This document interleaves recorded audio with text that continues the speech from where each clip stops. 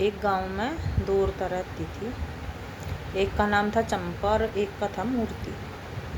तो वो बहुत ही साधारण स्त्रियां थी। उन्हें इस दुनिया के बारे में या उसके बारे में कुछ नहीं पता था। वे तड़की सांझ गायें चराई कर दी और अपना घर आकर रोटी पानी खाकर अपना पट जेती। तो एक दिन जब मैं गायें चराने गई तो रास्ते में सत्संग होने लग रहा था। तो उन्होंने सोचा क्यों ना हम आज सत्संग सुन ला। तो सत्संग में गुरुजी ने बताया मूर्ति तय रुस्ता है, क्या नाम था उसका, चंपा मूर्ति दो बहनें थी। तो उनने बताया अकबी भगवान ही सब कुछ है, भगवान ही हमारा जन्मदाता है और भगवान ने ही हम जन्मी है। तो उन्होंने उसकी ठाकुर जी की मूर्ति दिखाई उनते कि ठाकुर जी है। उन्होंने पहली बार ठाकुर जी देखे थे और पहली बार ही भगवान देखे थे। तो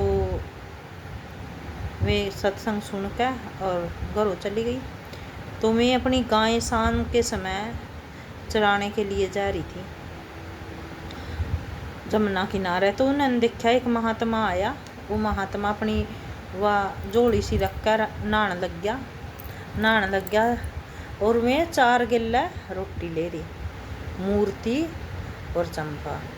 तो 4 गिल्ला रोटी ले रही। तो जब वो महात्मा नहाने लग गया तो उन्होंने देखा, सोचा क्यों ना इसकी पोटली में देखा क्या है। उन्होंने उसकी पोटली जो खोली उसमें ठाकुर जी एक डब्बी सी में बंद। वह कह रही चंपा देखे मूर्ति भगवान जी ने कहाँ बंद कर रखे है, क्या पता कद के भूखे हो गए। मूर्ति कह रही है हाँ बहन चंपा बात तो सही कह रही। तो इन्हें तो ये कैद कर रखे, बता इस छोटी सी डब्बी के अंदर और ये परमात्मा बंद कर लिए।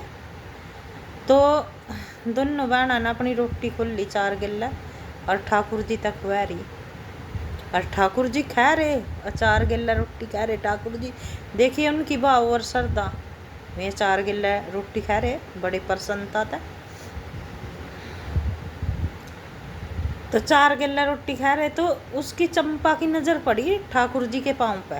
वो गुड्डा मुड़ रहा, कह रही अके बहन मूर्ति यो गुड्डा क्या पता कत्ता मुड़ रहा है, इसका देखा ही नहीं, ये तो थक गया होगा, गुड्डा मोड़ो मोड़ो इसका गुड्डा सीधा कर दे।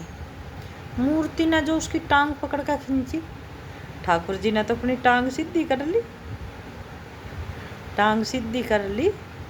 तो देखो ठाकुर जी ने अपनी टांग सीधी कर ली। जिस तरह ही वो आया महात्मा ने आकर वे तो दोनों बहन उन्हें ठाकुर जी ने घेर दिए और भाग गई, चली गई वहाँ तक।